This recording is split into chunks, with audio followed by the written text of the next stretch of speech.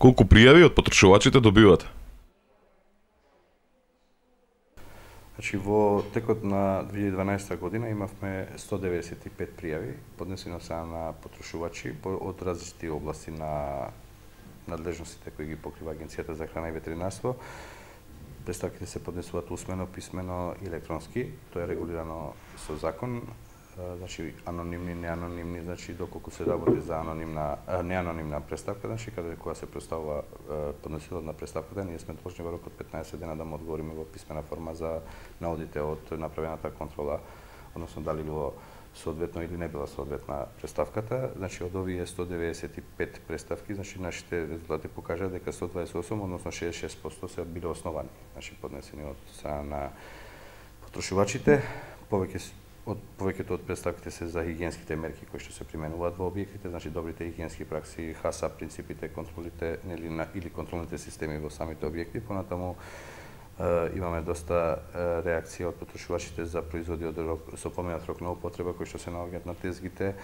Понатаму имаме во однос на квалитетот приметби за белешки, значи еден сет од околу 17 точки во кои што сме имале како категоризирани преставки, на сите сме одговориле, значи на сите се изведени, од сите 66%, значи кај што им сме имале основани се изрешени мерки, повеќе кои што ни стојат на располагање како затварање на објект, уништување на одреден производ и изрекување на парични казни.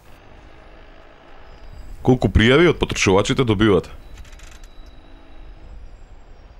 Значи, на спроведувањето на хигиенските мерки, значи на самата хигиена во објектите, посебно каде што се служи храната, понатаму на производи со поминат рок, во делот на содржина на контаминенти, да речеме влијанието на околината, да речеме на одреден производствен капацитет во смисла на изовни гасови, нели имаме и такви ситуации, понатаму сомнеж за струење, сме имале доста преставки во делот на благосостојбата кај животните, здравствената заштита на животните, значи еден цел сет на приметби.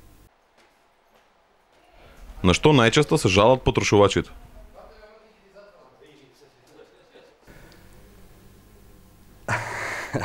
Значи, храната е безбедна. Дефинитивно, доколку одредена храна поминува од одредени системи на контрола на надлежната институција, јас ви тврдам дека се работи за безбедна храна. Доколку одреден производ се наоѓа надвор од системите, а може да се најде, тука ние не можеме да потврдиме дека таа храна е безбедна, самата чинjenica дека е поминат низ еден систем кој што не е контролиран. Тука апелирам и користам ова можност, значи потрошувачите во такви случаи, значи задолжително да не известат, значи пак повторувам, може да биде анонимна, апсолутно, значи не е ништо спорно, ние мораме да реагираме и реагираме согласно законот. Дали граѓаните јадат безбедна храна? Значи, во делот на контролните системи, ако сакате да ви кажем, значи постои производство и увоз, значи два сегмента да кажеме. Производството, значи во зависност од типот на производството имаме производи кои што се произведуваат во регистрирани објекти и производи кои што се произведуваат во одобрени објекти. Значи, во зависност од типот на производот, тоа самата чинjenica дека самиот факт дека одреден објект е одобрен или регистриран од страна на агенцијата, тоа значи дека влегува во корпус на планираните контроли и активности од страна на институцијата. И во исто време, значи, самиот објект мора да спроведува одредени мерки во самиот објект со цел да го гарантира безбедноста и квалитетот на самиот производ што го произведува. Имате ли анализи за квалитетот на храната? Значи, ние ги пропишуваме правилата, ги регистрираме, ги контролираме согласно планот. Тоа се редовните контроли.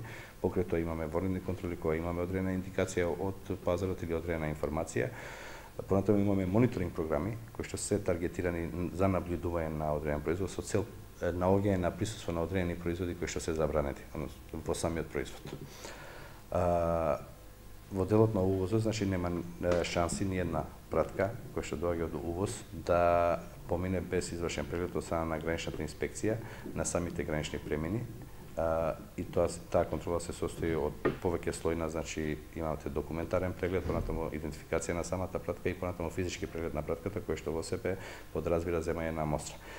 Ни една земја, ни еден систем не зема 100% мостри. Значи тоа мора да го расчистиме затоа што ако одиме по логика дека вие имате објект кој што е одобрен од институција, кој што има хасап систем воведен, кој што во рамките на таа добри производствени пракси предвидел одреден број на мостри кои што треба да ги испитуваат и тие ги спроведуваат.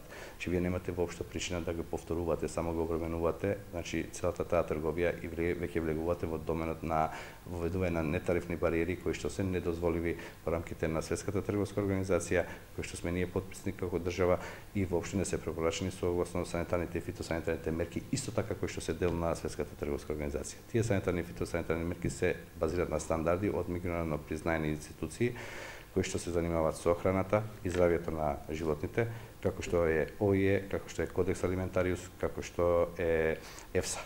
Значи тоа се релевантни институции кои што имаат доволно капацитети, кои што воспоставуваат стандарди во светски рамки и тоа се стандарди со кои што секоја земја си има право да си коментира, да си даде своји предлози, да си дава своји стандарди доколку има некој специфичен производ и тоа се стандарди што сите ние како земји мораме да ги прифатиме. Дали инспекцијските служби вршат редовни контроли?